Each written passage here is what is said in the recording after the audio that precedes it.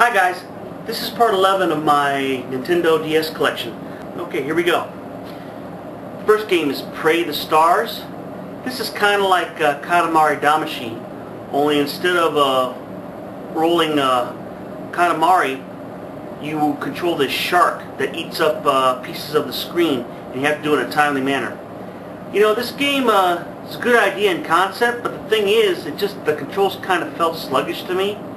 So I kind of lost interest after a few minutes. The Price is Right. The Price is Right 2010 edition. Next to Jeopardy, The Price is Right is probably my second favorite game show on TV.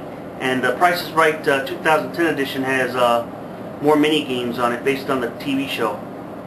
The graphics are pretty basic, but it's still a fun game. If you like The Price is Right, you should enjoy this game pretty good. Prince of Persia, The Fallen King. Prism, Light the Way. This is an excellent puzzle game that came under the radar.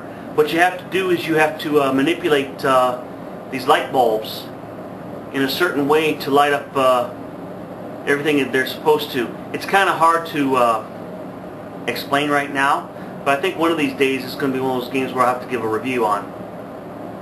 Professor Brainium's games. These are basically a bunch of brain games. You got Sudoku, you got the Mahjong, you got Go, Mindbender, and Cross Sums.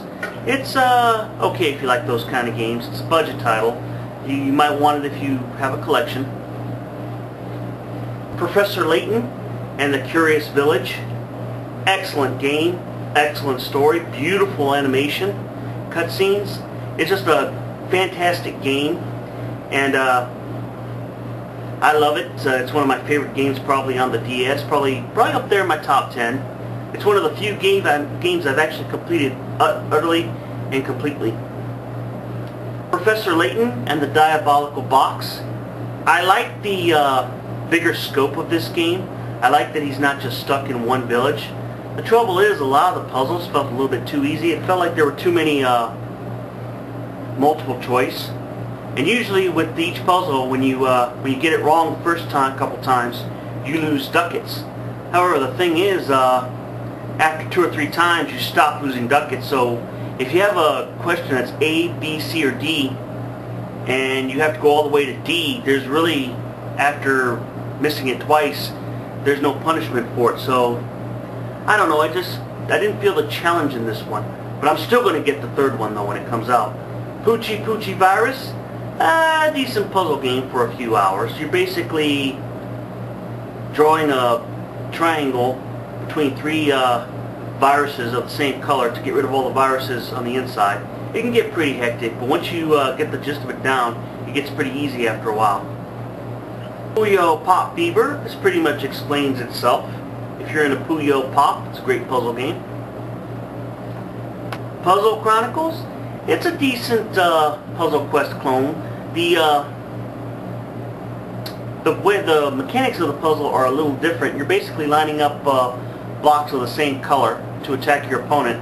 You have to play this on the more difficult levels though, because the normal level is rather easy. But the graphics are pretty basic. The music is excellent though. It's not if you like Puzzle Quest, you should like this game. I enjoyed it for what it was. Puzzle City. This is a game based off a computer game, which I bought at Best Buy. Puzzle to Harvest Moon.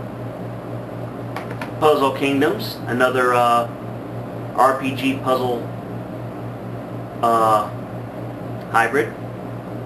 Puzzle Quest, Challenge of the Warlords. If you like RPGs, if you like puzzle games, you have to get this game. I like this version better than the PSP version because your opponents don't seem to have as much luck as the PSP version. But I tell you, if you, like I said, it's a fantastic game. This is in my top 10 as well. Hopefully I won't run out of top 10 spaces, but it's a great game. Puzzle Quest 2. This one's got a few more dimensions to it, a few more weapons that you can use, a few more options. But it's just as fun as the first one. It's not as talky, and it's a lot more action, but there's a lot, you know. But It's still pretty fun. The story doesn't feel as epic. This is more of a dungeon crawler, but it's still excellent if you like Puzzle Quest 2. Puzzle Quest Galactics, the mechanics on this game, this is kind of a science fiction RPG. The graphic, the moves on this game are a little bit different, but it's okay. It just somehow didn't grab me like the original Puzzle Quest, but I'll have to get back into it. Puzzler Collection is basically a bunch of crossword puzzles. I think Sudoku's in there, word finds are in there, cross sums, stuff like that. It's a El Cheapo collection of games to keep you occupied. Puzzler World. Let's see, why did I get this one? There's a lot of Sudoku in these. There's a lot of clones, like bookworm clones and stuff like that. It's got a hangman clone in it. It's got a spot the difference in it. It's okay. It's a budget title. I got it for my collection. The Quest Trio, a bunch of Jewel Quest games where you're matching up jewels. And there's a Mahjong game in there as well. Quick Spot, one of the better spot the differences games, where on the top screen you got a picture, on the bottom screen you got to find the differences. It's pretty fast paced and pretty bright. It's, you know, the graphics are pretty good, so the music's alright. Rabbids Go Home. This is like one of those games like Mechanic Master where they give you pieces of tools on the screen and you have to use it to help the rabbit escape from each puzzle.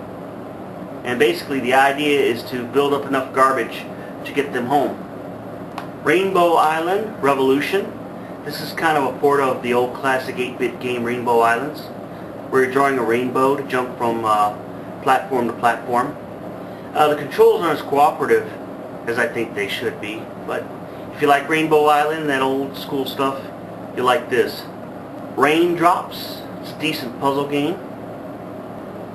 Rayman DS, I believe this came out during the launch. Rayman Raving Rabbids.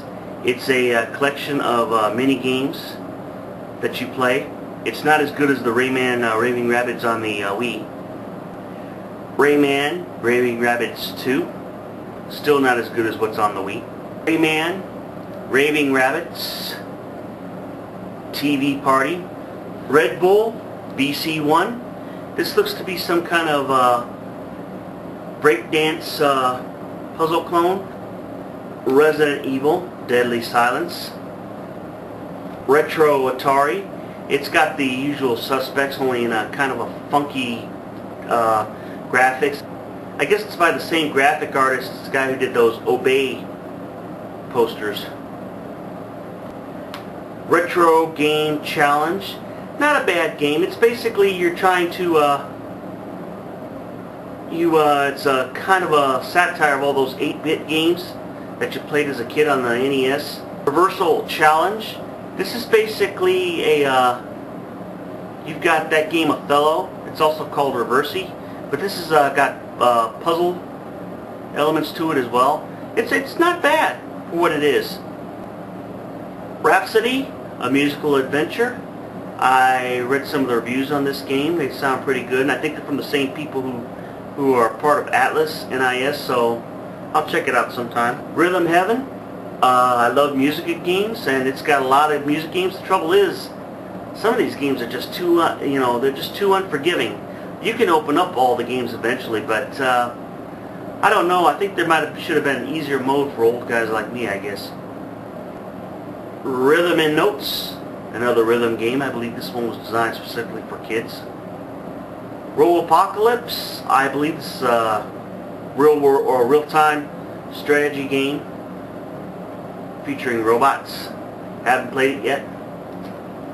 And last but not least, Robots. It's kind of a platformer based on the movie that came out about 5 or 6 years ago. Well, guys, that's part 11 of my Nintendo DS collection. You guys have a great weekend, and God bless you. Thanks.